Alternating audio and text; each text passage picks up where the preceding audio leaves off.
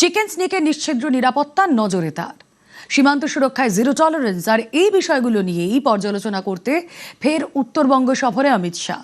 3 দিনের সফরে বাংলার প্রথম বিজেপি সরকারের একাধিক প্রকল্পের শিলান্যাস করবেন কেন্দ্রীয় স্বরাষ্ট্রমন্ত্রী।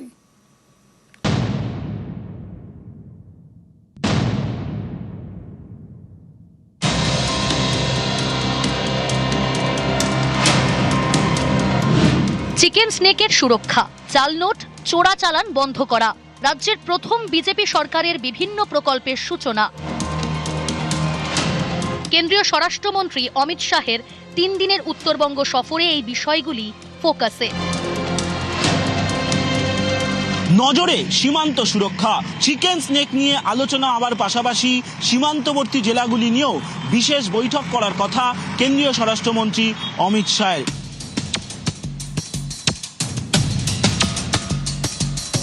চিকেন স্নেক দেশের নিরাপত্তায় অত্যন্ত গুরুত্বপূর্ণ। চিকেন স্নেক হাতছাড়া হলে গোটা উত্তর পূর্ব ভারত মূল ভূখণ্ড থেকে বিচ্ছিন্ন হয়ে পড়বে। দীর্ঘদিন ধরেই প্রতিবেশী শত্রুদের নজর এই এক চিলতে ভূখণ্ডের দিকে। তাই চিকেন স্নেকের নিরাপত্তায় কোনো ত্রুটি রাখতে চায় না ভারত সরকার। পাশাপাশি অনুপ্রবেশ, জাল নোট ও মাদকে চোরাচালান রুখবার চ্যালেঞ্জ তো আছেই। সীমান্তবর্তী জেলাগুলি থেকে নগদ টাকা পাচার হচ্ছে, তা নিয়েও বিশেষ গুরুত্ব দিতে চাইছে কেন্দ্রীয় সরকার। আর তা নিয়েও বিশেষ বৈঠক করবেন কেন্দ্রীয় স্বরাষ্ট্রমন্ত্রী অমিত শাহ।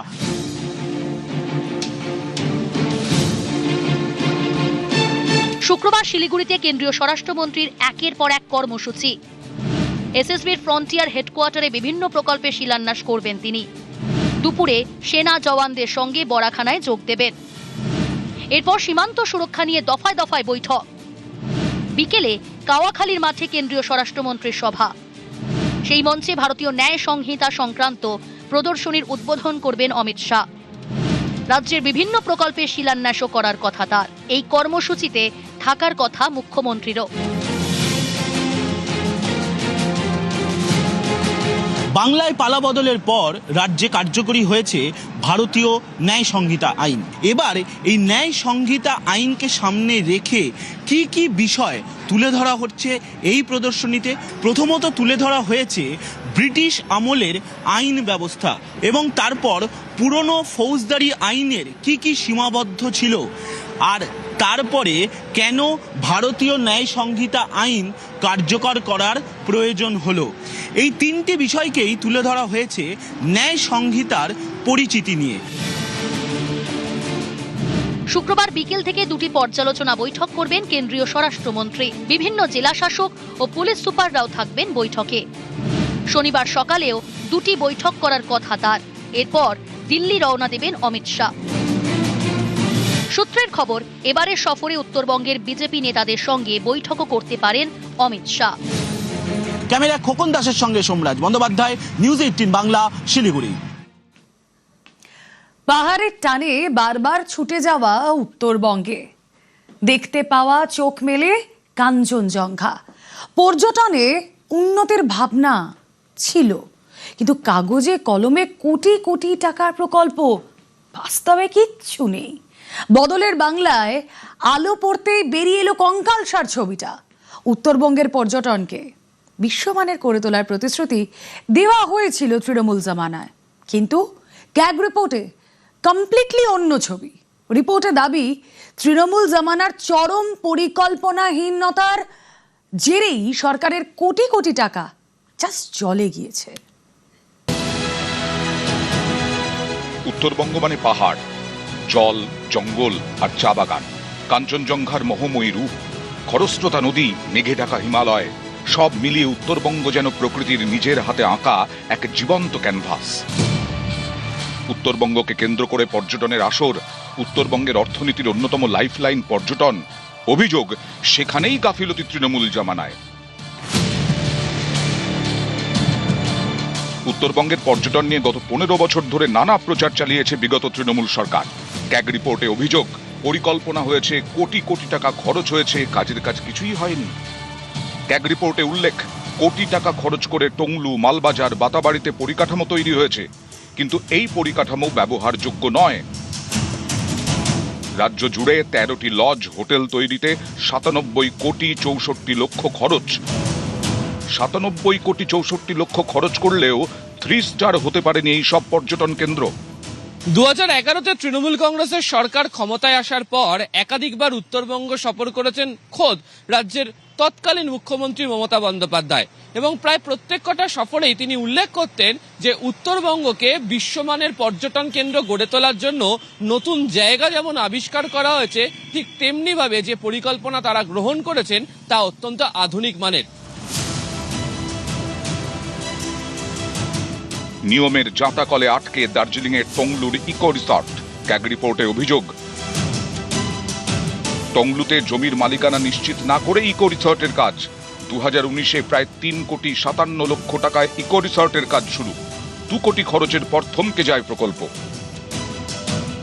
যে জমিতে রিসর্ট তৈরি হচ্ছিল তার মালিকানাই ছিল না পর্যটন দপ্তরের কাছে। প্রচারের আড়ালে কি শুধুই সরকারি অর্থ অপচয়? সিএজি রিপোর্টে জলপাইগুড়ির মালবাজার টুরিস্ট লজ নিয়ে একের পর এক অস্বস্তিকর প্রশ্ন। মালবাজারের টুরিস্ট লজ সংস্কার ও সম্প্রসারণে 6 কোটি 77 লক্ষ খরচ। ডেডলাইনের 28 মাস পর শেষ কাজ। ভুল নকশার কারণেই কাজ শেষে দেরি। একই ছবি ডুয়ার্সের বাতাবাড়িতেও। বাতাবাড়ির পর্যটন উন্নয়নে 3 কোটি 82 লক্ষ খরচ। রেস্তোরাঁ, রান্নাঘর, কনফারেন্স, ব্যাংকোয়েট হল তৈরিতে টাকা খরচ। নতুন রেস্তোরাঁ, রান্নাঘর ব্যবহারই করা হয়নি। বিজ্ঞাপনের অভাবেই ফাঁকা বাতাবাড়ি। WTDCL এর হাতে যা প্রপার্টি আছে সেগুলো কিভাবে ব্যবহৃত হয়েছে, কারা করেছেন, নিয়ম মেনে করেছেন কিনা সেটা নিয়ে আমরা ইতিমধ্যেই তার তথ্য তলাশ করছি, এবং আশা করি আমি দ্রুত আমাদের ডিপার্টমেন্টের পক্ষ থেকে তৃণমূল কংগ্রেসের পর্যটন দপ্তর থেকে নিয়ে একটা শ্বেতপত্র বা চার্জশিট বা এই অভিযোগগুলো ছিল এগুলো বাস্তবে এই হয়েছে সেটা জনগণের সামনে তুলে দেবে। সবচেয়ে গুরুত্বপূর্ণ পর্যবেক্ষণগুলির একটি উঠে এসেছে হোটেল লজগুলির 3 স্টার আপগ্রেডেশন নিয়ে। রাজ্যের লক্ষ্য ছিল 2020-র মধ্যে 10,000 ব্র্যান্ডেড ঘর তৈরি করা। 2020-র মধ্যে মাত্র 5,048 ব্র্যান্ডেড ঘর তৈরি হয়েছে। WTDCL এর 13 প্রপার্টির সংস্কার ও আপগ্রেডেশনে 97 কোটি 64 লক্ষ খরচ। 2023-এর সেপ্টেম্বর পর্যন্ত কোনো প্রপার্টির জন্যই 3 স্টার ক্যাটাগরি পাওয়ার আবেদনের যোগ্যতা তৈরি করা যায়নি। একাধিক জায়গায় ফায়ার সেফটি লাইসেন্স নেই। একাধিক জায়গায় নর্দমার জল শোধনের ব্যবস্থার কাজই করে না। বিশেষভাবে সক্ষম পর্যটকদের জন্য প্রয়োজনীয় সুবিধেও ছিল না।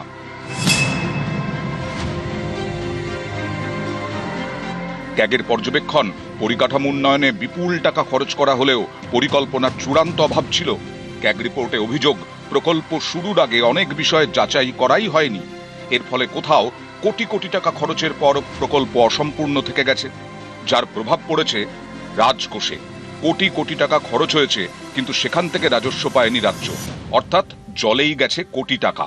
আসলে পর্যটন দপ্তরের কাজ করবার কোনো সদিচ্ছা ছিল না। ভোরের আলো তার একটা বড় উদাহরণ। সারা রাজ্যে যে যে জায়গায় পর্যটন কেন্দ্র আছে, ট্যুরিস্ট লজ আছে, ট্যুরিস্ট ডেস্টিনেশন আছে, সেখানে ন্যূনতম পরিকাঠামো গড়ে তোলা হয়নি। পরিকাঠামো গড়ে তুলতে গেলে সরকারি স্তরে বিভিন্ন প্রক্রিয়ার মধ্যে দিয়ে যেতে হয়।